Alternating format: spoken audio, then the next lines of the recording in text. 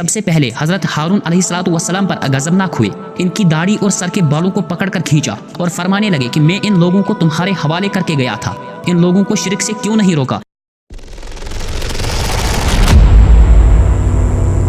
بسم اللہ الرحمن الرحیم۔ السلام علیکم۔ سورہ طٰہٰ میں بیان ہوتا ہے کہ موسیٰ علیہ السلام کو اللہ تعالیٰ نے کوہ طور پر عبادت کے لیے بلایا، جہاں پر انہیں 10 احکامات اور تورات عطا کی گئی، مگر بعد میں یہ مدت بڑھا کر 30 دن سے 40 دن تک کر دی گئی۔ لیکن موسیٰ علیہ السلام کوہ طور پر وقت سے پہلے ہی پہنچ گئے۔ اللہ تعالیٰ نے ان سے سوال کیا کہ موسیٰ تجھے کس چیز نے جلد بازی کے اندر ڈال دیا؟ موسیٰ علیہ السلام نے جواب دیا کہ اے اللہ، میں نے تو آپ کی رضا اور خوشی کی خاطر یہ جلد بازی کی کہ آپ مجھ سے راضی ہو جاؤ۔ اصل میں موسیٰ علیہ السلام کو اپنی قوم کی تربیت پر اتنا یقین ہو گیا تھا کہ اب تو وہ شرک کبھی کر ہی نہیں سکتی، اور دوسری بات کہ آپ کے بڑے بھائی ہارون علیہ السلام اس قوم کے درمیان موجود تھے، جو موسیٰ علیہ السلام کی غیر موجودگی میں اس قوم کی رہنمائی کے ذمہ دار تھے۔ لیکن اللہ تعالیٰ نے یہ بتانے کے لیے کہ موسیٰ تم ہر بات اور ہر کام کی حکمت کو نہیں جانتے، اس لیے جلد بازی کی سزا موسیٰ علیہ السلام کی قوم کو ایسے دی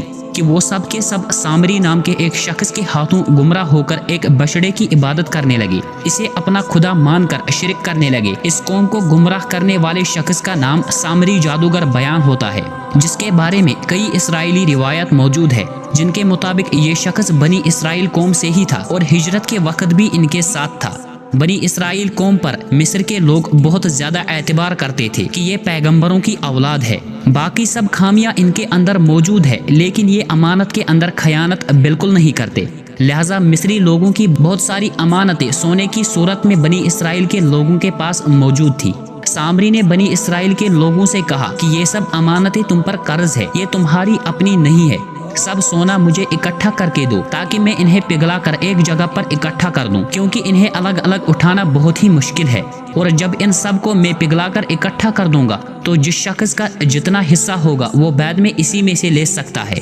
لیکن اس مکار شخص نے اس تمام سونے کو پگھلا کر ایک سونے کے بچڑے کے اندر بدل دیا اور لوگوں سے کہنے لگا کہ موسیٰ علیہ السلام تو تمہیں صرف 30 دن کا کہہ کر گیا تھا، لیکن اب 40 دن گزر چکے ہیں، وہ اب کبھی واپس نہیں آئے گا، وہ ہمیشہ کے لیے اپنے رب کے پاس واپس چلا گیا ہے، اور اب یہ سونے کا بچڑا تمہارا رب ہے۔ اب اس بات کی خبر کہ ان کی قوم اس قدر گمراہی میں پڑ چکی ہے، اللہ تعالیٰ نے یہ خبر موسیٰ علیہ السلام کو کوہ طور پر ہی دے دی۔ اس کے بعد وہ 40 دن کے بعد انتہائی غصے میں اپنی قوم کے پاس واپس آئے، یہ سوچتے ہوئے کہ میں نے اپنی تمام عمر ان لوگوں کی ہدایت کے لیے وقف کر دی، اور یہ نبیوں کی اولاد ہے، ان کے درمیان میرے بھائی ہارون علیہ السلام بھی موجود ہے اور میں بھی زندہ ہوں، لیکن کچھ ہی دن کے لیے میں کوہ طور پر گیا تو یہ قوم پھر سے شرک کے اندر مبتلا ہو گئی۔ کیا میری سالوں کی محنت کا یہ نتیجہ ہے؟ سب سے پہلے حضرت ہارون علیہ السلام پر غضبناک ہوئے، ان کی داڑھی اور سر کے بالوں کو پکڑ کر کھینچا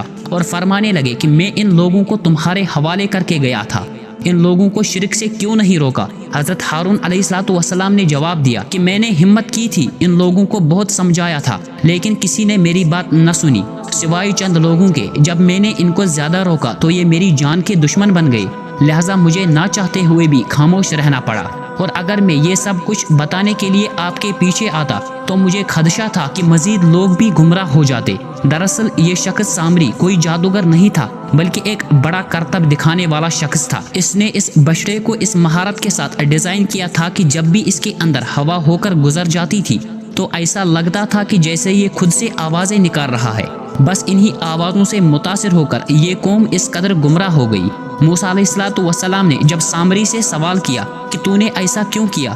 تو اس کا کہنا تھا کہ دریائے نیل پر جب بنی اسرائیل قوم موجود تھی، میں نے ایک ایسا منظر دیکھا جو کہ کسی اور انسان نے نہیں دیکھا، اور وہ یہ ہے کہ میں نے حضرت جبرائیل علیہ السلام کو ایک گھوڑے پر سوار ہو کر دیکھا، اور دیکھا کہ جو چیز بھی ان کے گھوڑے کے پاؤں سے ٹکراتی ہے وہ بے جان سے جاندار بن جاتی ہے۔ میں نے اس گھوڑے کے پیروں کی مٹی اٹھا کر اپنے پاس رکھ لی، اور جب میں نے اس بچڑے کو بنا کر اس مٹی کو اس کے اندر ڈال دیا تو یہ باتیں کرنے لگا، حالانکہ حقیقت میں یہ سب کچھ جھوٹ تھا جو کہ سامری نے خود سے یہ من گڑت کہانی بنائی تھی کیونکہ یہ شخص پہلے سے ہی دھوکے باز تھا۔ موسیٰ علیہ السلام نے اسے بد دعا دی کہ تو ایک ایسی بیماری کا شکار ہوگا کہ لوگوں سے ڈر کر بھاگتا پھرے گا، یہی تیری موت تک تیرا مقدر ہے تاکہ تجھے دنیا و آخرت دونوں میں عذاب ملے۔ اس کے بعد سامری کو بے دخل کر کے وہاں سے نکال دیا گیا اور ساری عمر وہ اچھوت بیماری میں رہ کر مر گیا، جسے اگر کوئی اور شخص ہاتھ لگاتا تو وہ بھی بیمار ہو جاتا، اسی لیے یہ باقی عمر لوگوں سے بھاگتا رہا۔